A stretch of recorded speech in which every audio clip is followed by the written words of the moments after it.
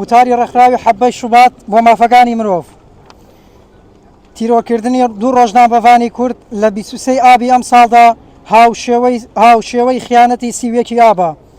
ئەمڕۆ لێرەین تاوەکو ڕۆژمێرێکی دیکەی ڕەش لە مێژووی پڕ خیانەت و خۆفرۆشی پارتی و ماڵباتی بارزانی شەرمەزار بکەین.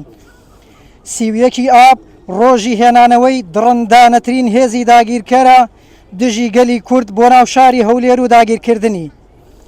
ئەم خیانەتە بە پێشڕەوی و چاوساغی ماڵی بارزانی و بە دیاریکراویش مەسعود بارزانی ئەنجامدرا کە هیچ کات ناتوانێت ئەو مێژوە ڕەشە بسڕێتەوە و نوکوڵی لێ بکات.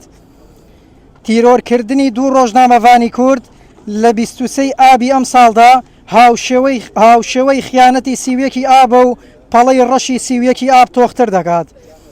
ئێمە وەک ڕێکخراوی حەڤەی شوبات بۆ مافەکانی مرۆڤ ومێد دەکەین لە داهاتوودا تا لە ژیان داماوە مەسعود بارزانی لە دادگایەکی عادیلانەدا سزای خۆی وەربگرێت لە بەرامبەر ئەو خیانەتەی دژ بەگەلی خۆی ئەنجامیدا کە دڵنیان لە مێژووی حکومڕانی هیچ سەرکردەیەک بوێری ئەوەی نییە خیانەتێکی هاوشێوەی دژ بەگەلەکەی ئەنجام بدا. ڕێکخراوی حەڤەی شوبات بۆ مافەکانی مرۆڤ.